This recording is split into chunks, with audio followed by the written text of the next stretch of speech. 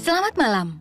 Kali ini kami dari Otsuka Jepang ingin berbagi cerita tentang kesuksesan produk yang sangat populer di Jepang dan di Indonesia. Banyak hal yang menarik yang bisa kita saksikan. Suatu hari di pabrik Otsuka Pharmaceutical di Tokushima, Jepang. Bagaimana? Lancar? Iya, Pak. Akihiko Otsuka, cucu dari pendiri Otsuka Group, menjabat kepala pabrik Tokushima pada saat itu.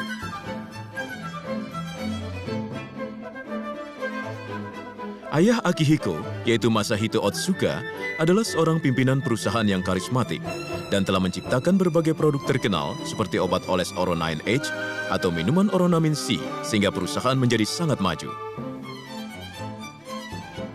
Saya pun pasti akan menciptakan produk yang belum pernah ada.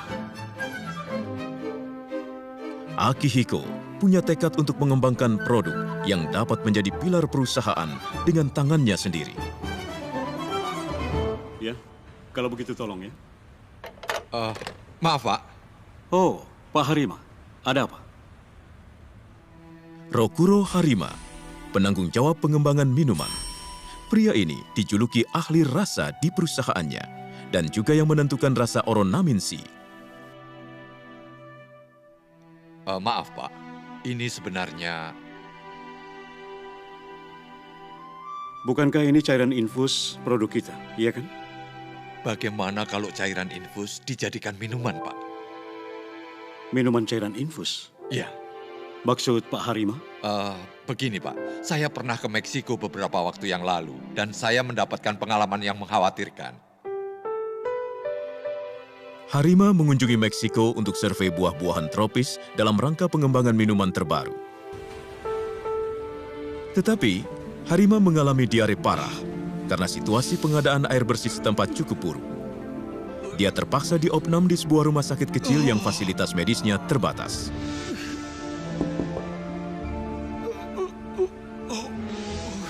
Oh, dokter.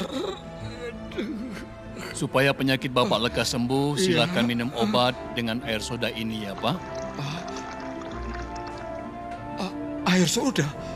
Kenapa bukan air putih? Saat ini air putih di Meksiko kurang baik. Oh, iya. Ya, baiklah.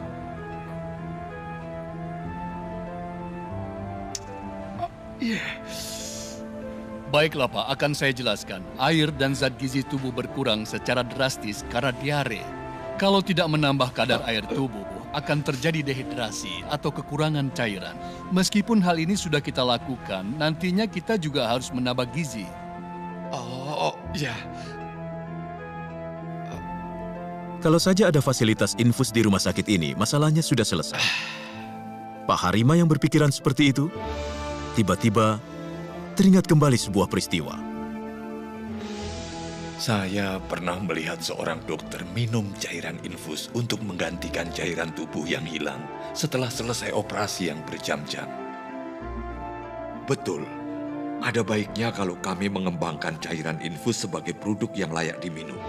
Cairan infus merupakan bidang yang perusahaan kami kuasai juga. Dalam bidang cairan infus untuk penggunaan di rumah sakit, Otsuka Pharmaceutical menguasai pasar domestik.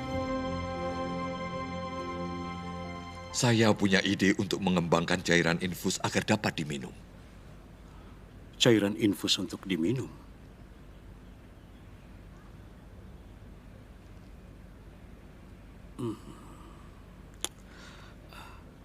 Mungkin saat ini belum waktunya, Pak Harima.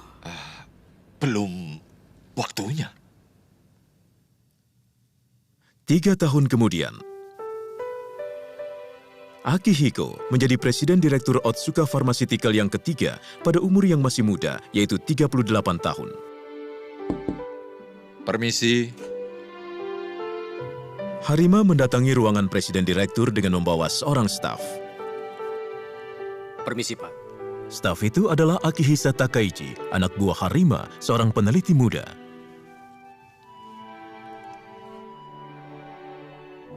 Saya panggil Anda berdua karena ada permintaan.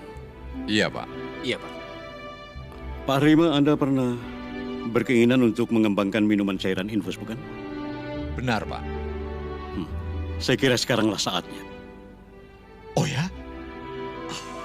Saya dengar belakangan ini banyak orang senang berjoging. Itu buktinya kepedulian akan kesehatan makin meningkat. Pada saat itu, olahraga jogging sedang menjadi tren di masyarakat. Dan peralatan seperti alat olahraga lari sangat laris. Maksud Bapak, mengubah rasa cairan infus supaya enak diminum? Tidak. Sebenarnya, Saya ingin menciptakan minuman kesehatan. Minuman kesehatan? kalau berkeringat, elektrolit seperti ion natrium atau ion kalium ikut keluar dari tubuh bersama air. Saya ingin menciptakan minuman yang komposisinya sama dengan keringat sehingga menambah elektrolitnya. Oh, begitu ya. Lalu, konsep rasa pun disampaikan secara jelas. Rasa yang tidak membosankan. Walaupun diminum setiap hari, harus terasa enak di tenggorokan. Enak di tenggorokan? Minuman kesehatan. Kata-kata dirut menarik juga ya. Tapi enak di tenggorokan itu seperti apa ya, Pak? Takaichi, itulah tugasmu walau akan memakan waktu yang lama. Hah? Saya serahkan pengembangannya kepada kamu. Kepada saya? Iya, lakukan seperti yang kamu mau. Ya, baiklah, Pak.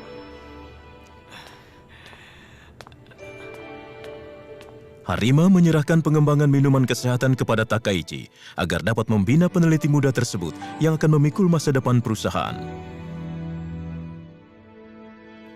Takaichi langsung menuju ke sebuah tempat, yaitu sauna. Takaichi berpikir untuk menciptakan minuman kesehatan. Pertama harus memahami keringat itu apa.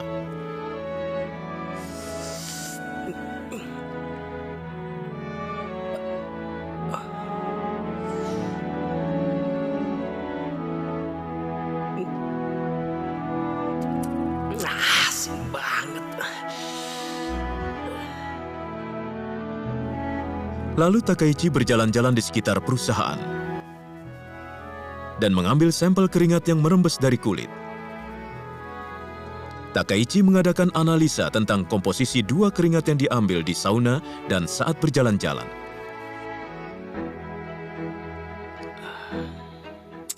Benar dugaan saya. Takaichi ingin memeriksa konsentrasi ion natrium, yaitu kadar garam, yang menjadi sebab asinnya keringat. Nilai konsentrasi sampel keringat di sauna jauh lebih tinggi. Keringat itu bukan hanya satu jenis. Setelah mandi di sauna atau berolahraga yang berat, konsentrasi kadar garam dalam keringat menjadi tinggi. Sedangkan konsentrasi kadar garam dalam keringat sehari-hari rendah. Minuman yang ingin kami ciptakan adalah minuman untuk menambah kadar air tubuh dalam kehidupan sehari-hari. Kalau seperti itu, kami lebih baik mengambil patokan pada keringat dengan konsentrasi kadar garam yang rendah. Takaichi langsung membuat minuman uji coba dengan persis mengikuti komposisi keringat saat berjalan-jalan. Pak Harima, Oh, Takaichi. ini minuman yang dibuat dengan komposisi keringat. Mohon dirasakan. Iya, iya. Oh, sudah jadi. Silakan, Pak. Ya, baiklah.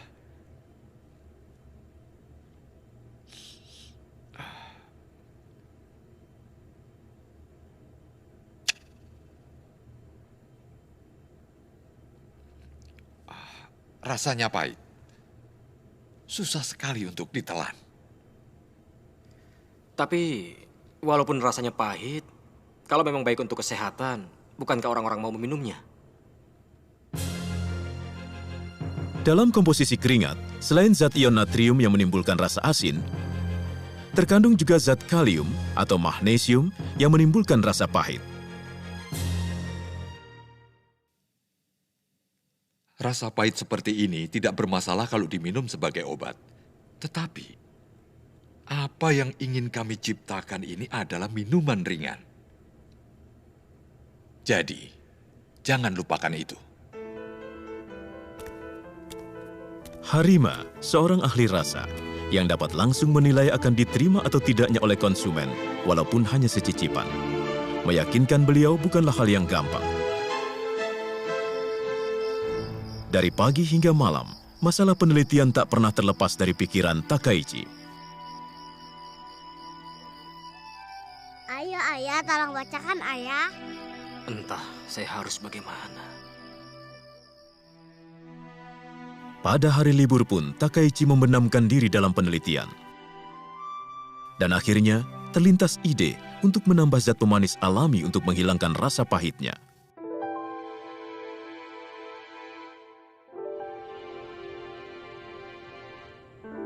Bagaimana, Pak? Pahitnya memang berkurang. Hanya keseimbangan rasanya tidak tepat. Karena rasanya masih terlalu manis. Tapi untuk menghilangkan rasa pahitnya, Dengarkan saya.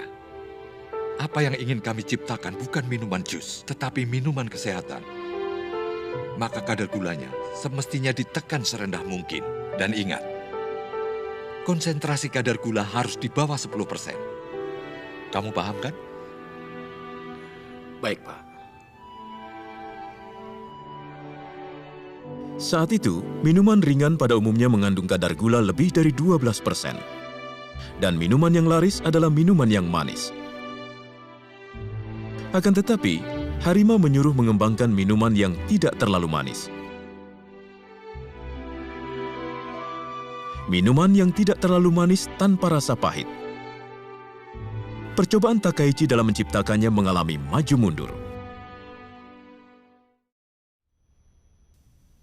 Hampir 3 tahun berlalu sejak pengembangan minuman dimulai. Mohon dicoba.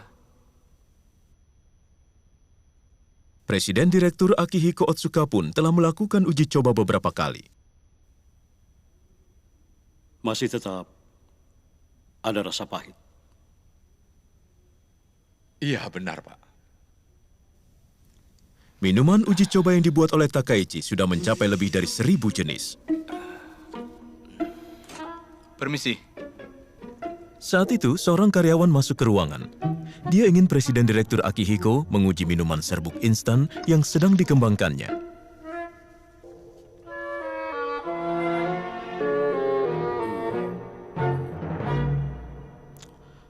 Minuman ini juga masih...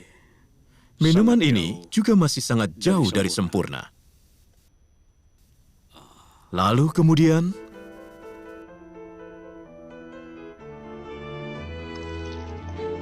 Maaf, Pak. Mau diapakan? Dua-duanya belum sempurna. Bagaimana kalau dicampur?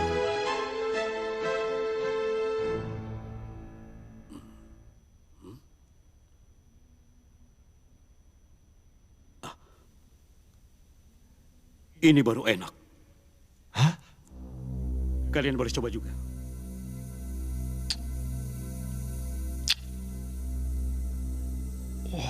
Benar. Sekarang rasa pahitnya hilang. Minuman serbuk instan ini rasa apa? Minuman serbuk instan rasa jeruk. Oh, begitu. Mungkin rasa pahit yang khas dari jeruk dapat menutupi rasa pahit yang tidak enak. Begitu ya. Berkat apa yang dilakukan Presiden Direktur Akihiko yang tak terduga, pengembangan minuman kesehatan maju satu langkah. Kok baru pulang?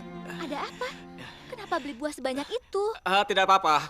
Tolong siapkan pisau, papan potong, dan juga gelas baik mungkin ya. Iya, baik. Buah-buahan yang lebih cocok itu apa? Kita mulai. Takaichi membeli beberapa jenis jeruk dan mencampurnya dengan minuman kesehatan, lalu dicoba minum.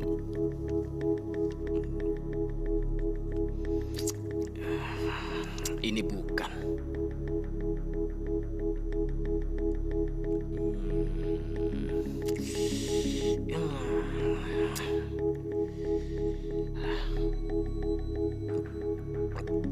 Ini juga bukan.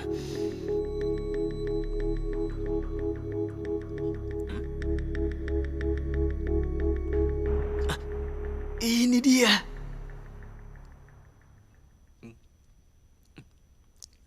Salah satu jenis jeruk menunjukkan efek luar biasa untuk menutupi rasa pahit. Buah apa itu sebenarnya? Hal itu merupakan rahasia perusahaan Otsuka Pharmaceutical sampai sekarang. Takaichi semakin mendalami penelitiannya hingga akhirnya berhasil membuat minuman dengan konsentrasi kadar gula di bawah 10%. Takaichi menyeleksi 2 jenis minuman untuk uji coba pada tahap akhir. Yang ini dengan konsentrasi kadar gula 6,2%, sedangkan yang ini adalah 7%. Untuk memperoleh tanggapan yang objektif, Harima menyuruh peneliti-peneliti lain untuk ikut mencobanya. Terus terang, saya merasa lebih enak yang konsentrasi kadar gula 7%. Betul. Yang lebih encer terasa kurang sesuatu, Pak. Para peneliti menyukai yang manis secara mutlak. Namun Harima, ahli rasa, punya suatu ide.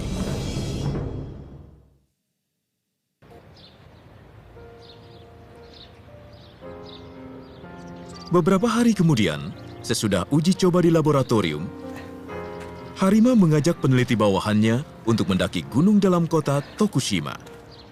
Pak, kenapa tiba-tiba kita mendaki gunung? Tidak usah banyak tanya, pokoknya ikut saja.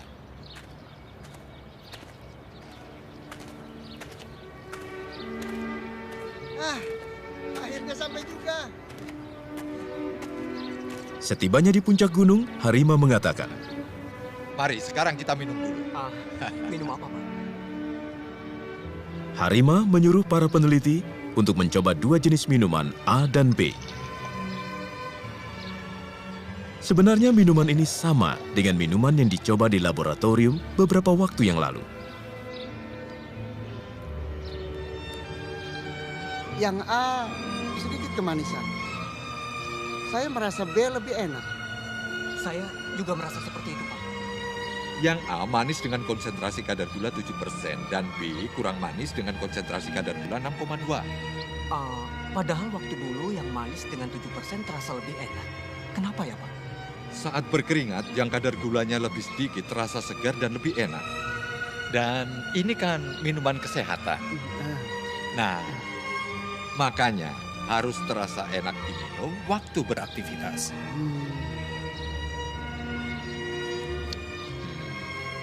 Ini dia.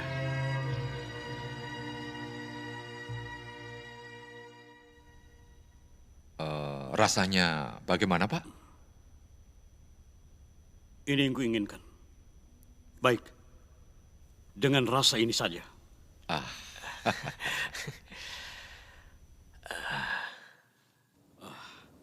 Hari ini, saya ingin mengajak Anda untuk mencoba minuman baru yang kami kembangkan.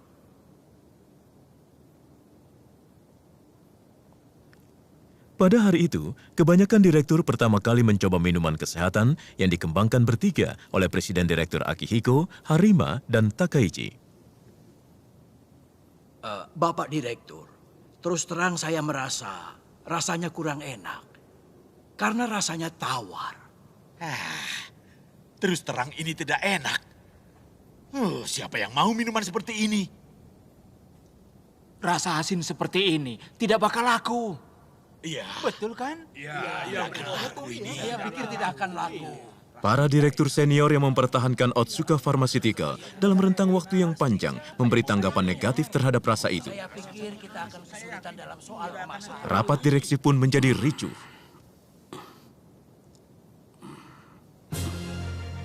Lalu kemudian, saya mengerti tanggapan Anda.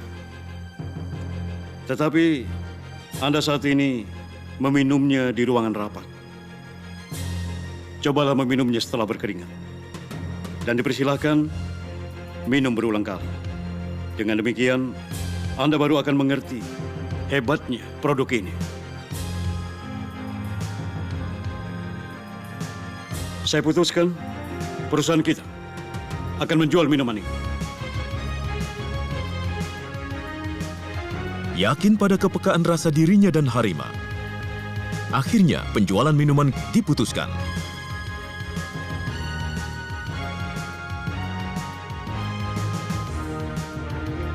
Produknya diberi nama Pocari Sweat, yaitu kata Pocari yang memiliki kesan menyegarkan, digabung dengan kata sweat yang memiliki arti keringat dalam bahasa Inggris.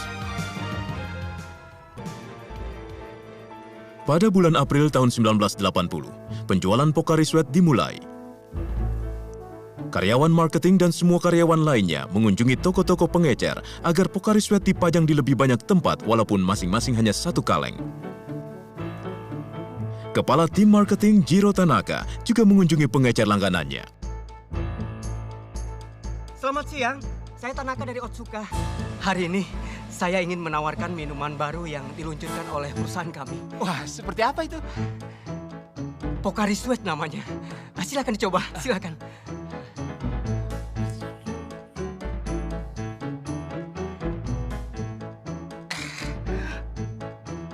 Ini tidak enak.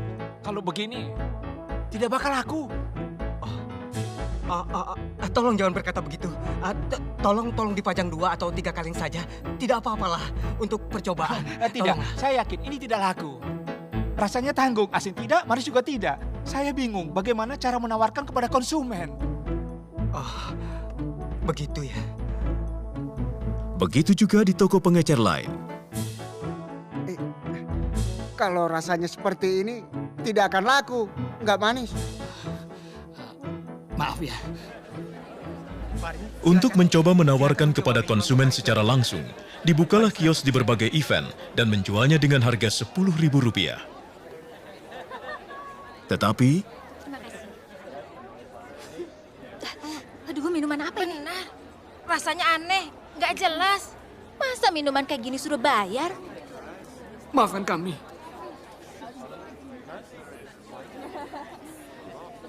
Kayak gini disuruh minum, kurang ajar.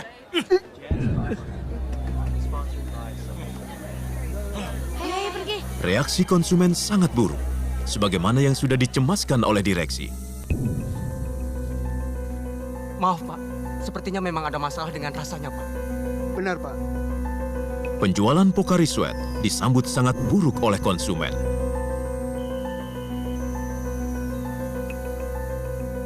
Pak Direktur,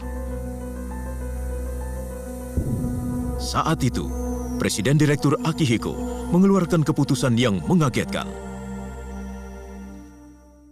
Bagikan dengan gratis. Hah? Kita bagikan Pocari Sweat secara gratis. Agar diminum setiap orang di setiap tempat. Dan dalam jumlah yang besar. Pak, berapa yang harus dibagikan? Tak terbatas. Hah? Keunggulan Pocari Sweat tidak bisa dirasakan kalau tidak diminum berulang-ulang. Jumlahnya tidak terbatas. Kita lakukan secara tuntas. Kalau begitu, kerugian kita semakin bertambah, Pak. Benar, Pak. Benar, Pak. Jangan pikirkan angkanya dulu. Kita ingin mencoba menciptakan pasar baru yang belum pernah ada. Walaupun tidak bisa dijual, pada awalnya itu wajar. Yang paling penting sekarang, mensosialisasikan konsep produk secara tepat daripada menjual produknya. Dengan demikian, nantinya konsumen akan mengerti keunggulan Pocari Sweat. Penjualan akan meningkat belakangan.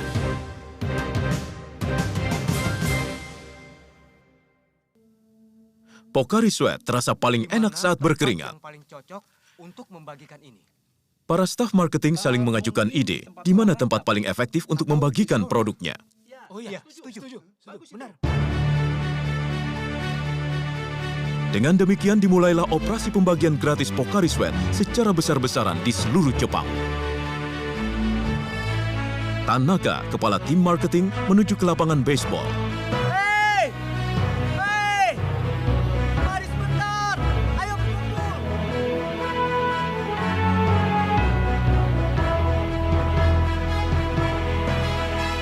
Nah, anak-anak, kalian haus kan? Haus! Tunggu sebentar ya. Nah, ini, silakan minum. Dingin dan enak.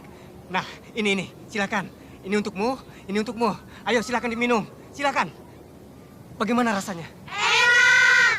Enak kan? Rasanya tidak biasa, tapi bisa langsung diteguk. Betul, itu benar. Itu karena tubuh kalian mengeluarkan keringat. Jadi membutuhkan kadar air. Nah, anak-anak, Tubuh kita 60%-nya terdiri dari air. Coba lihat gambar ini. Sampai di sini semuanya air. Bukan hanya ditawarkan kalau minum, kalian banyak berkeringat, melainkan juga memberikan maka tubuh penjelasan kalian konsep membutuhkan Pocari Sweat cairan secara tubuh. detail. Pocari Sweat itu mirip dengan cairan tubuh. Staf marketing lainnya kemudian membagikan kepada konsumen yang baru selesai mandi. Bagaimana rasanya? Wah, rasanya tidak biasa. Tapi enak diminum. Begitu ya? Bu, maaf Bu. Iya, Apa Ibu haus? Karena kelihatannya berkeringat. apa? Silakan minum ini. Gratis nih. Tentu saja, silakan. Ada juga staf marketing yang memberikan langsung kepada orang yang sedang berkeringat. Bagaimana? Minuman apa ini? Rasanya aneh. Tetapi enak juga sih. Terima kasih. Berkat pelaksanaan operasi pembagian gratis yang ditargetkan di tempat-tempat di mana orang muda berkeringat, sedikit demi sedikit Pocari Sweat mulai populer. Makasih ya. Saya membagikan sampel pada anak-anak di lapangan baseball. Mereka semuanya minum dan bilang enak. Rupanya sudah mulai disadari. Pocari Sweat itu seperti apa. Bagus kalau begitu. Tapi Pak Direktur, Iya, ada apa? karena membagikan tanpa batas, jumlah dibagikan gratis mencapai lebih dari 30 juta kaleng. Oh ya? Pocari Sweat yang dibagikan secara gratis telah mencapai sebanyak 400 miliar rupiah. Kalau seperti ini terus, kerugian akan melonjak. Apakah lebih baik dihentikan saja pembagian minuman gratisnya? Tidak apa-apa. Lanjutkan saja. Sepanjang tahun ini. Yang penting adalah bukan keuntungan sekarang, tapi masa depan. Kalau sekarang menyebarkan benihnya, pasti akan berbuah banyak di kemudian hari. 1 tahun kemudian, pada tahun 1981, penjualan Pocari Sweat tetap sama saja seperti tahun sebelumnya. Wah, terasa panas ya. Tahun ini panas sekali ya. Musim hujan baru saja selesai, dan musim panas untuk tahun kedua hampir tiba. Halo, ini bagian marketing Otsuka. Hah? Stok Pocari Sweat habis? Ya, tolong cepat kirim Pocari Sweat-nya, Pak. Stoknya sudah habis. Mengherankan, Pocari Sweat tiba-tiba mulai laris secara drastis pada musim panas di tahun kedua penjualan. Dengan cara operasi membagikan produk gratis, konsep dan rasa telah dimengerti oleh konsumen, dan hasilnya berbuah pada musim panas tahun kedua. Pada musim panas tahun kedua, penjualan Pocari Sweat melonjak sekitar 3 kali lipat dari tahun sebelumnya dan mencapai 2,6 triliun. Pak, akhirnya kita berhasil. Berkat usaha keras kalian. Terima kasih. Keyakinan Presiden Direktur Akihiko akhirnya berbuah.